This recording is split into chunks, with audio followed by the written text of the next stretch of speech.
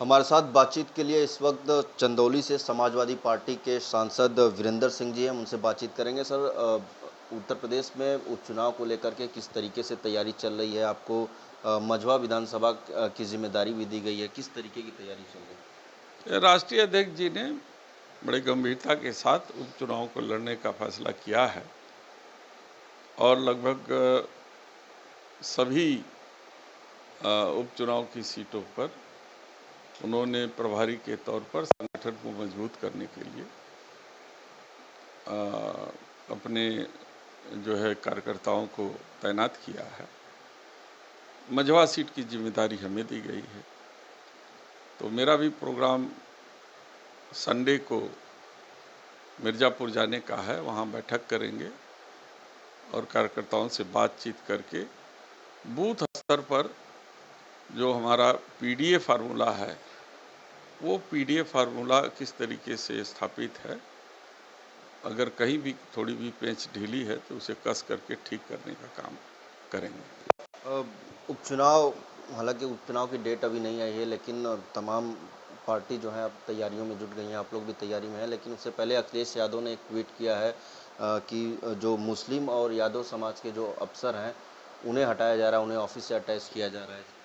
देखिए, हर दल की काम करने की अपनी एक शैली होती है। जो लोग लोकतंत्र में विश्वास नहीं रखते वो इस तरीके की प्रक्रिया अपनाते हैं कि अधिकारियों के बलबूते, बाहुबलियों के बलबूते चुनाव जीतने का प्रयास करते हैं। समाजवादी पार्टी जनता के दिल में बैठकर उनका दिल जीत करके ही चुनाव में आती है और चुनाव जीत के जाती है। तो इस बार भी हम लोग जनता के सहयोग से पीडीए गठबंधन के साथ मिलकर के, इंडिया गठबंधन के साथ चुनाव जीत करके जाएंगे। कन्नौज में नवाब सिंह यादव को लेकर के तमाम सवाल उठ रहे हैं। बीजेपी के जो नेता हैं वो लगातार समाजवादी पार्टी पे हमलावर हैं। केशव प्रसाद मौर्य का ये बयान आया है, वो कह रहे हैं कि समाजवादी पार्टी के जो लोग हैं वो कुकर्म करते हैं, इस तरीके का बयान उन्होंने। शायद केशव प्रसाद मौर्य अपना पिछला रिकॉर्ड भूल गए हैं। शायद केशव प्रसाद मौर्य जो है बीएचयू की घटना जो हुई है, जो लड़की के साथ रेप हुए, उसमें समाजवादी पार्टी, भारतीय जनता पार्टी के जो कार्यकर्ता पकड़े गए थे, उनको 2 महीने तक मध्य प्रदेश का चुनाव प्रचार कराया गया, वो भूल गए हैं। चिन्मयानंद जी को शायद याद रखना नहीं चाहते, कुलदीप सेंगर को याद नहीं रखना चाहते। कितनी घटनाएं हम बताएं, लखीमपुर खीरी घटना हो, बहुत से ऐसे घटनाएं हैं जो भारतीय जनता पार्टी को दिखाई नहीं देता। लेकिन जो आज इस बार, चाहे वो फैजाबाद की घटना हो, चाहे वो कन्नौज की घटना हो, एक माहौल बनाने की कोशिश की जा रही है सत्ता में बैठी हुई पार्टियों के द्वारा। मेरा कहना है कि कोई दोषी है तो उसके खिलाफ कार्रवाई होनी चाहिए, लेकिन कार्रवाई का जो ढिढोरा पीट रहे हैं, जो पार्टी प्रवक्ता जिस तरीके से उसको प्रचार और प्रसार करके उन लड़कियों को भी बदनाम करने की कोशिश कर रहे हैं, और कानून न्यायालय से मिलता है, वो न्यायालय से कानून न लेकर के अपने हाथ में कानून लेकर के जो दर्शाने की कोशिश करते हैं, ये सब जनता को दिखाई दे रहा है। एक है कि पब्लिक है, सब जानती है, और ये पब्लिक है, ये सब कुछ पहचान और जान रही है, इसका जवाब देगी।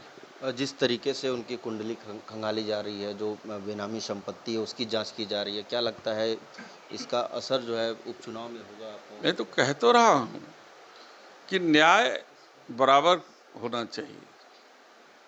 यदि अपने पार्टी के कार्यकर्ताओं के साथ अगर ये कुंडली खंगाली गई होती तो किसी को कोई आपत्ति नहीं थी। यदि कोई आरोप सिद्ध हो गया होता तब भी किसी को कोई आपत्ति नहीं।